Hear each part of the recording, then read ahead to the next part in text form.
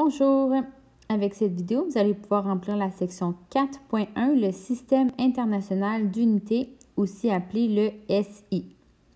Donc, commençons avec les unités de longueur. Vous les connaissez déjà. Donc, celles à partir des mètres, on a kilomètres, hectomètres, décamètres, mètres, décimètres, centimètres, millimètres. Donc, pour passer d'une unité à l'autre, donc pour faire la conversion, si on va vers la droite, on va toujours multiplier par 10 entre chaque unité. Donc, on fait un bond de 10 à chaque fois.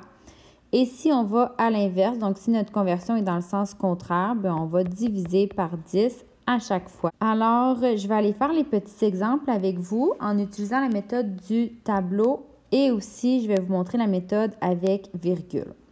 Donc, 530 cm. Si vous utilisez la méthode avec le tableau, donc notre 0 du 530 doit être dans le centimètre et on remplit les autres cases comme ça. Donc, 530 cm, on l'écrit de cette façon-là.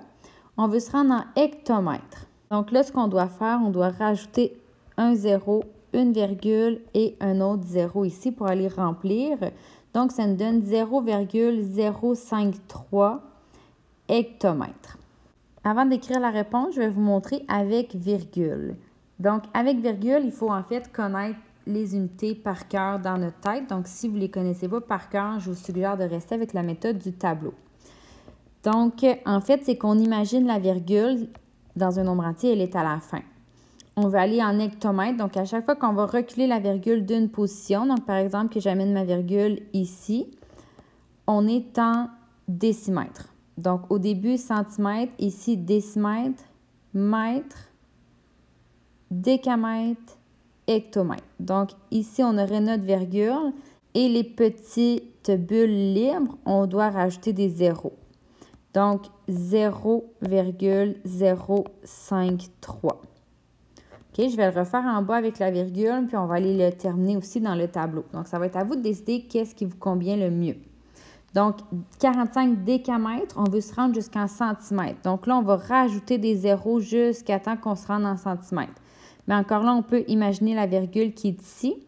Donc ça, on est en décamètres. Si on va vers la droite, on est mètres, décimètres, centimètres. Donc, on rajoute 3 zéros comme ça. Ça nous donne 45 000 centimètres.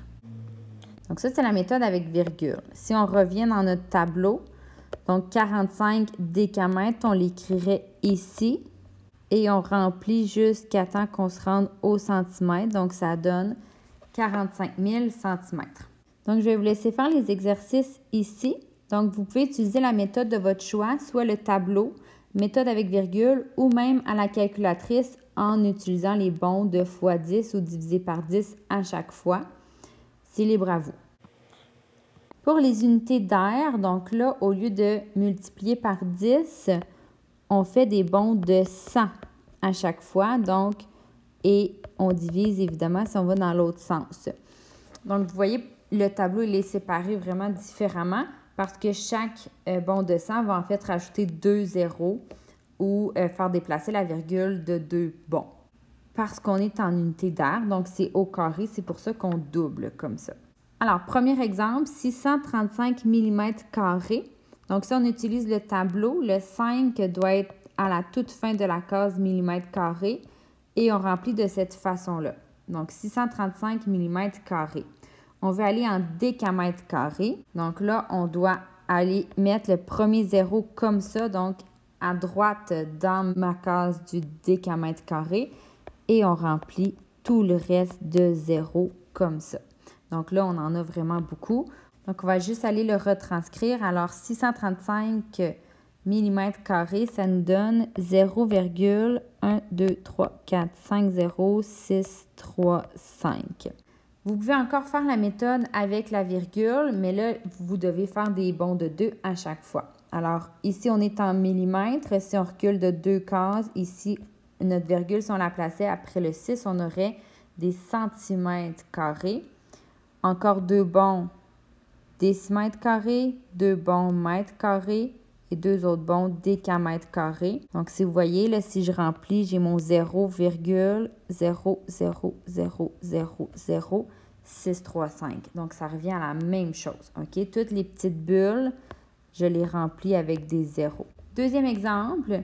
Donc là, on a 4,5 décimètres carrés. Donc, dans mon tableau, 4,5, je le place comme ça. Donc, mon 4, il est à la deuxième case du décimètre carré et mon 5 est dans le début du centimètre carré. Et je veux me rendre en millimètres carrés. Donc, je rajoute des zéros comme ça et ma virgule s'en va à la fin ici. Alors, je me ramasse avec 45 000 millimètres carrés. 45 000. Avec la virgule, même principe. Donc, on part ici, notre virgule est au décimètre. Si on fait 2 bonds, on est en centimètres. 2 autres bonds en millimètres carrés, évidemment.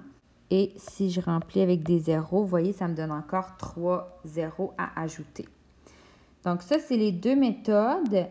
Vous pouvez aussi utiliser la calculatrice, donc en faisant x100 à chaque bond d'unité. Donc, 2 petits exercices à faire ici. Une fois que les 2 encadrés d'exercices sont faits, vous avez terminé les notes de cours.